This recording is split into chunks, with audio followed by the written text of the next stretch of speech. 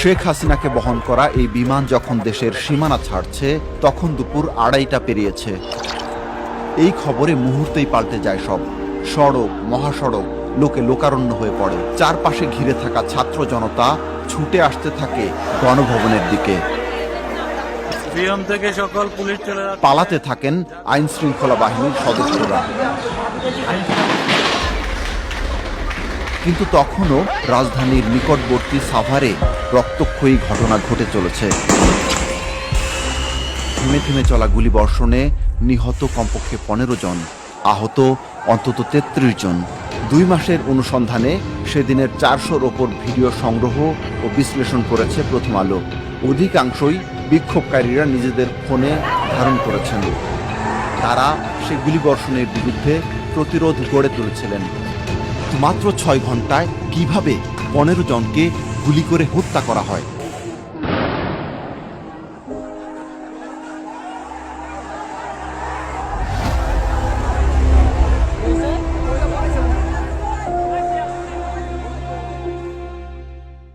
ঢাকা আরিচা মহাসড়ক, এটি সাভার থানা বাস স্ট্যান্ড। পাশের এই গলিটি থানা রোড। 1 কিলোমিটার এগুলেই সাভার থানা। সবচেয়ে বেশি হতাহত হয়েছিল এই গলিতেই। জাহাঙ্গীরনগর বিশ্ববিদ্যালয় থেকে শুরু হওয়া এই মিছিল গণভবনের দিকে এগুতে থাকে সকাল 11টার দিকে। আশুলিয়া বাইপাইলের দিক থেকে আসা ছাত্র জনতা যুক্ত হতেই মিছিলটির গতি বাড়তে থাকে। সাভার বাস স্ট্যান্ড এলাকায় সকাল থেকেই শক্ত অবস্থান নেয় পুলিশ। কোনো মিছিল যাতে ঢাকায় প্রবেশ করতে না পারে সেজন্য গলিগুলোতে থেমে থেমে ছোড়া হয় কাঁদানে গ্যাস, এমনকি প্রাণঘাতী গুলি। সেখানে আগ্নেয়াস্ত্র হাতে স্থানীয় আওয়ামী লীগ, ছাত্রলীগের কয়েকজনকেও দেখেছেন প্রত্যক্ষদর্শীরা, যদিও সেসবের কোনো ফুটেজ বা ছবি জোগাড় করা সম্ভব হয়নি। পরিস্থিতি উত্তপ্ত হয়ে ওঠে যখন জাহাঙ্গীরনগর থেকে আসা মিছিলটি সাভার বাস স্ট্যান্ডে পৌঁছায়। সেনাপ্রধান দুপুর 2টায় জাতির উদ্দেশ্যে ভাষণ দেবেন, সে খবর তখন মিছিলে ছড়িয়ে যায়। মিছিলটি ঢাকার দিকে এগুতে চাইলেই পুলিশের তীব্র বাধার মুখে পড়ে। কাঁদানে গ্যাস, ছররা গুলিতে রণক্ষেত্র গোটা সাভার বাস স্ট্যান্ড।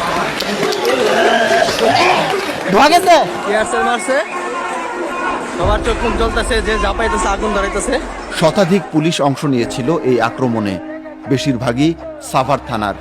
বাকিরা এসেছিলেন আশেপাশের থানাগুলো থেকে। কাঁদানে গ্যাসেও আন্দোলনকারীরা পিছু হটেননি। তাদের আটকাতে এবার প্রাণঘাতী গুলিবর্ষণ শুরু করে পুলিশ। তখন দুপুর 2:07।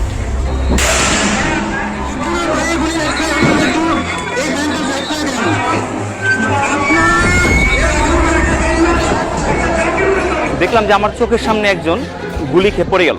তার ঘাড়ে এইখানটায় সার্কেল করে ফুটা হয়ে গেছে। তার পাশেই একজন পড়ে গেল হঠাৎ করে, সম্ভবত তার বুকে কিংবা পেটে গুলিটা লাগছে, এবং তার ডান পাশে আরেকজন পড়ে গেল।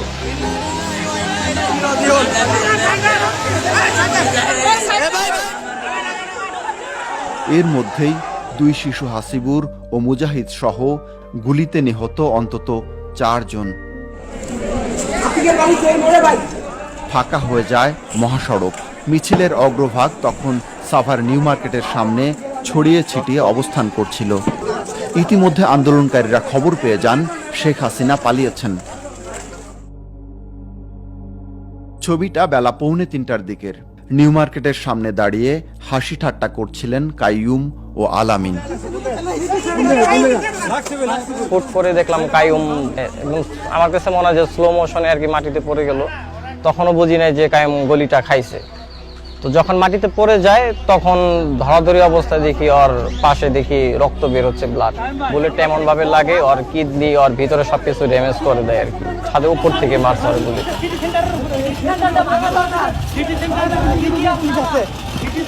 ঢাকা আরিচা মহাসড়কের এই বিভাজক কম করে হলেও 4 ফুট উঁচু, একজন প্রাপ্তবয়স্ক ব্যক্তির বুক পর্যন্ত। তাই ধারণা করা হয় কাইয়ুমের পেটে যে গুলি লাগে সেটি ছোড়া হয় সামনের কোনো উঁচু ভবন থেকে। কাইয়ুমের উল্টো পাশেই বহুতল সিটি সেন্টার ভবন। সিটি সেন্টারের উপরে যখন আর কি লোকজন দেখি লাল কাপড় পরিধান করা ছিল, যারা আমাদের দিকে তাকায়া ছিল, তখন আর কি সিটি সেন্টারের যে গ্লাস টাস যেগুলো আছে সেগুলা ভেঙে দেয় ইটা মিটা মেরে। একই জায়গায় চোরগোপ্তা হামলায় মাথায় গুলি লেগে নিহত আরেক শিক্ষার্থী শ্রাবণ গাজী। প্রায় 20 মিনিট ধরে গোলাগুলি চলে, কিন্তু কে বা কারা গুলি করেছেন তা কোনোভাবেই শনাক্ত করা যায়নি। ওই যে পুলিশ বাহিনী, যদি বাসি তাইলে মনে করেন এই খামু, আর যদি না বাসি তাহলে শেষ। ওই দেখেন কিভাবে হামলা করতেছে পুলিশে। পাখিটা আমাদের দখলে। সে সময়টায় পুলিশ অবস্থান করছিল পাকিজা ইউলুপে, রাস্তার পশ্চিম পার্শ্বে। অসংখ্য বিক্ষোভকারীকে নিউ মার্কেট এলাকায় রেখে পুলিশের গুলির মুখে এগিয়ে যায় এই 8-10 জন কিশোর। ততক্ষণে গুলি করতে করতে পুলিশ থানা বাস স্ট্যান্ড মোড় থেকে পিছিয়ে যায়। ফুটেজটি ধারণ করেছেন শিক্ষার্থী নাফিসা হোসেন। নিজেদের বাঁচানোর জন্য পরিদর্শন করছে। ঠিক কয়েক মিনিট পরই গুলিবিদ্ধ নাফিসা। এই সময়টায় থানা বাস স্ট্যান্ড পেরিয়ে পুলিশ প্রবেশ করে থানা রোডে।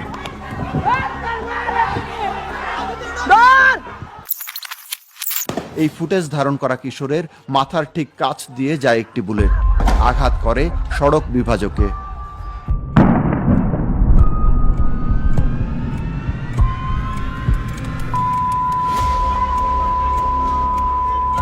সড়ক বিভাজকের আড়ালে হাতে গোনা কজন।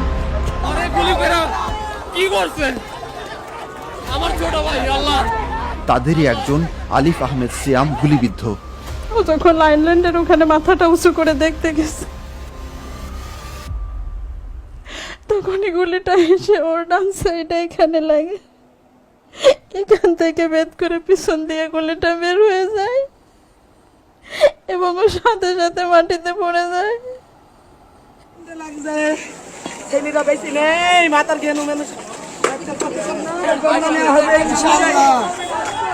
পুলিশ যখন থানা রোডে প্রবেশ করছে, তখন পাকিজা এলাকার ল্যাবজোন হাসপাতালে গুলিবিদ্ধ ব্যক্তিদের মিছিল।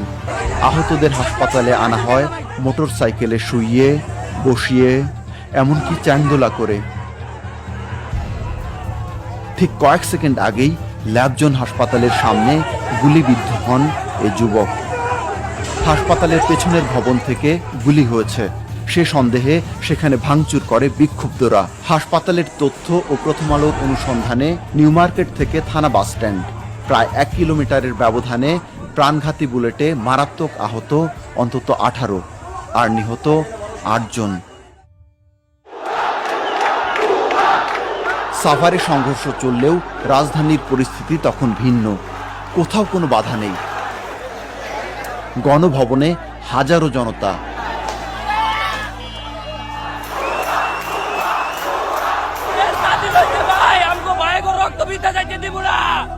বিজয়ের খবর পুলিশের কানেও পৌঁছে, তাই তারা থানার দিকে পিছু হটতে থাকে। তখন ছাত্র জনতার একটি অংশ চলে যায় ঢাকার দিকে, আরেকটি অংশ সাভারে পুলিশের গুলিবর্ষণের বিরুদ্ধে প্রতিরোধ গড়ে তোলে, এগিয়ে যায় সাভার থানার দিকে। এনাম মেডিকেল হাসপাতাল পার হতেই আবার চোরাগোপ্তা গুলি। বিক্ষুব্ধ কেউ কেউ পাশের একটি বহুতল ভবনে হামলা চালান। ভাঙচুর করা হয় নিচতলার একটি রেস্তোরাঁ, যদিও হামলাকারীর সন্ধান মেলেনি।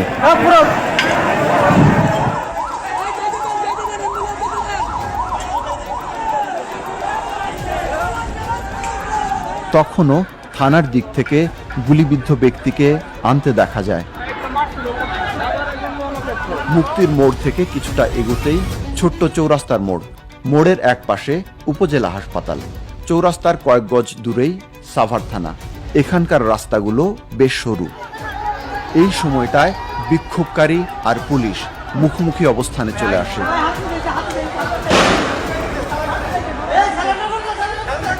প্রায় 20 মিনিট পর বিক্ষোভকারীরা চৌরাস্তার মোড় দখলে নেন।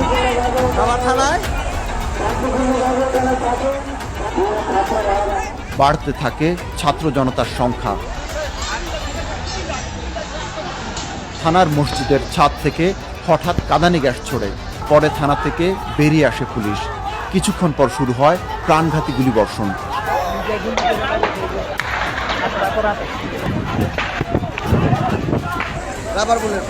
পুলিশ বাহিনী এখনো গুলি চালাচ্ছে আমাদের উপরে। আমার এই বাম হাতে প্রায় 18-19টা গুলি লাগে, বাকি হাতে প্রায় আরো 20-22টা লাগে, 6টা গুলি। সাথে সাথে আমি পড়ে যাই। থানার ঠিক উল্টো দিকে হাসপাতালের সীমানায় দীর্ঘক্ষণ পড়েছিলেন গুলিতে নিহত এই ব্যক্তি।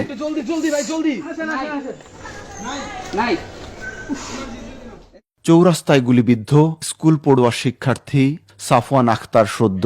ওর বাবাকে বললাম কই পাইছো, সদ্যকে পাইছো? ওর বাবা বলে হ্যাঁ পাইছি শিল্পী, পাইছি, কিন্তু আমার ছেলে তো বেঁচে নাই। সেখানে গুলিবিদ্ধ হয়ে নিহত শ্রমিক আলামিন। বুকের বাঁ পাশে গুলি লাগে, পিঠের ডান পাশ দিয়ে বেরিয়ে যায়। ছাত্র জনতা জড়ো হতে থাকে মুক্তির মোড়ে। আগের দফায় গুলিবর্ষণের পর আরো বাড়তে থাকে বিক্ষোভকারীদের সংখ্যা। তখনই আরেক দফা চরগোপ্তা গুলিবর্ষণ। এই ভবন থেকে গুলি ছোড়া হয়েছে এমন কথার প্রেক্ষিতে ভবনটিতে প্রবেশ করে বাসায় বাসায় তল্লাশি চালানো হয়।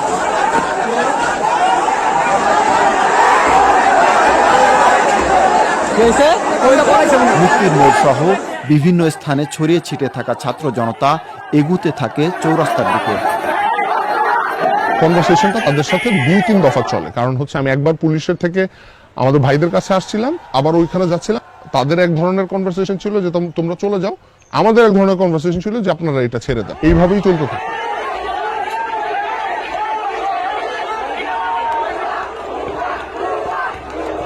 পুলিশের বর্বরতার শিকার ছাত্র জনতা এবার আগের চেয়ে বেশি ক্ষুব্ধ। পুলিশও ছিল মরিয়া। আন্দোলনকারীরা এগুতে থাকেন, পুলিশের খুব কাছাকাছি চলেও যান। হঠাৎ পুলিশের প্রাণঘাতী গুলিবর্ষণ।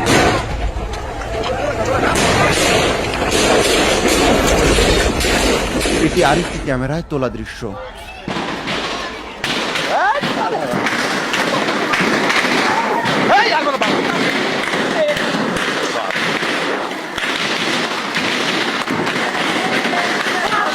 মুহূর্তেই ফাঁকা চৌরাস্তা, আশেপাশের গুলি।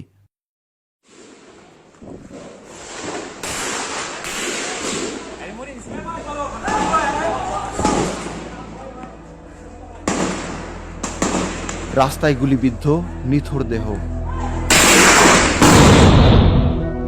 থানার সামনে পড়া দুটো লাশ আমরা আনতে পারি নাই।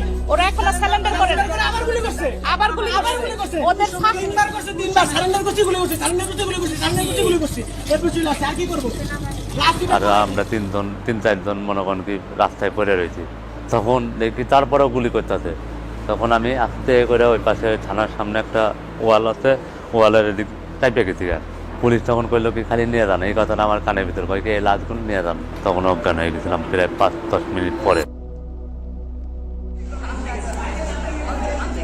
পুলিশের এই গুলিবর্ষণ চলে প্রায় 20 মিনিট ধরে। এবারের গুলিবর্ষণে 4 জন নিহতের খবর নিশ্চিত করেছে প্রথম আলো। শিক্ষার্থী মোহাম্মদ মিঠুর বুকে গুলি লেগে বেরিয়ে যায়। উরুতে লাগা গুলিতে অধিক রক্তক্ষরণে মারা যান শিক্ষার্থী তানজির খান মুন্না। আর গোলাগুলিতে দৌড়ে পালানো নিশান খানের মাথার পেছনে মেলে আঘাতের ক্ষত।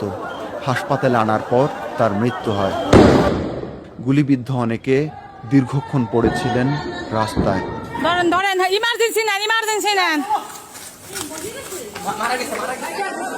গুলিবিদ্ধ এসব ব্যক্তিদের একে একে আনা হয় কাছের উপজেলা স্বাস্থ্য কমপ্লেক্সে। কিছুক্ষণ আগেও তারা পড়েছিলেন চৌরাস্তার মোড়ে আশেপাশে। চৌরাস্তার এদিক দিয়ে পুরো রক্ত দিয়ে পড়েছিল। আমরা 2-3 জনকে ওইখান থেকে রেস্কিউ করি। 30 থেকে 40 জন যদি শুয়ে থাকে যেরকম অবস্থা হবে ওই রকম অবস্থা, মানে সবাই রক্তাক্ত।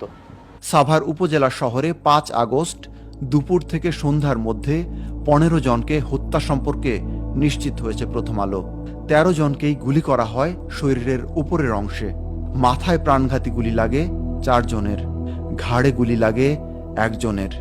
বুক থেকে কোমরের মাঝে গুলিবিদ্ধ 9 জন, আর শরীরের নিচের অংশে উরুতে গুলি লেগে মৃত্যু হয় একজনের।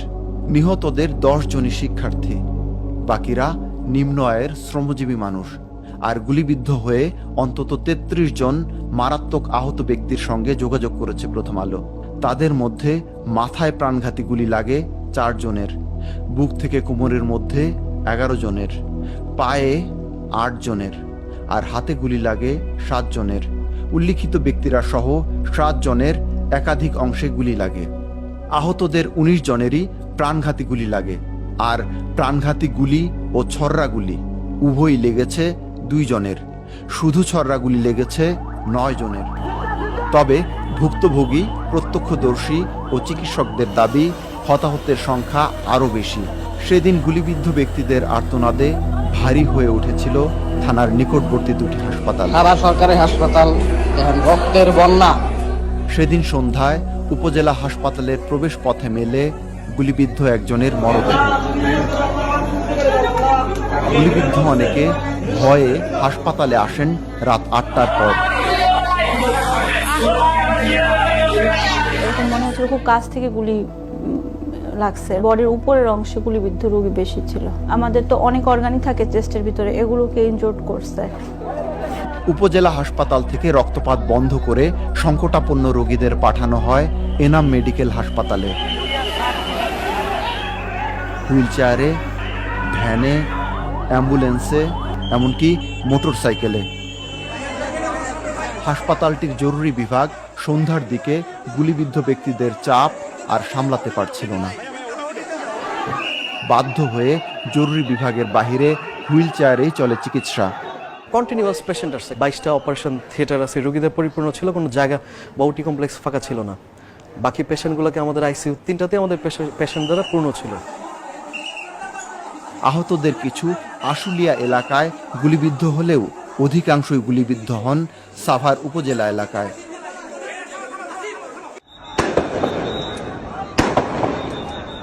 গুলিবর্ষণ করার পরই পালানোর পথ খুঁজতে থাকে পুলিশ। পেছনের নদী ধরে পালান কেউ কেউ, পোশাক পাল্টে জনস্রোতে মিশেও যান অনেকে। তখন দীর্ঘ সময় জুড়ে স্লোগান ভেসে আসে পুলিশের বহর থেকে, জানিয়েছেন প্রত্যক্ষদর্শীরা। এ সময়ে অধিকাংশ পুলিশ সদস্য থানা রোড ধরে বেরিয়ে যান। তখনও এই বহর থেকে চলে গুলিবর্ষণ। বহরের সামনে হেঁটে এগুচ্ছিলেন 1.5 শতাধিক সদস্য। দ্বিতীয় সারিতে কয়েকটি মোটরসাইকেল, পরের সারিতেই গাড়ির বহর, সংখ্যা 13। স্থানীয়দের দাবি, বহরের মাইক্রোবাসে স্থানীয় আওয়ামী লীগ দলটির অঙ্গ ও সহযোগী সংগঠনের অনেককেই নিরাপত্তা দিয়ে নিয়ে যায় পুলিশ, যদিও তা যাচাই করা সম্ভব হয়নি। মহাসড়ক থেকেও পাশের গলিতে গুলি করে পুলিশ।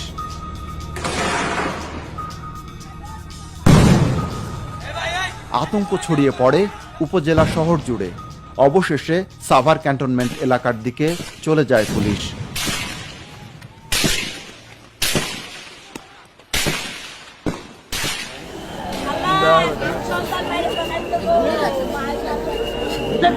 এই সাবিনের নাম্বারটা নেন।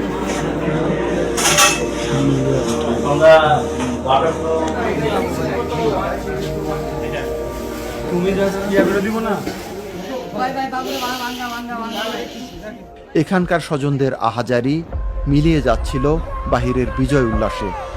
শুধু সাভার নয়, গোটা দেশ তখন সরকার পতনের আনন্দে মত্ত।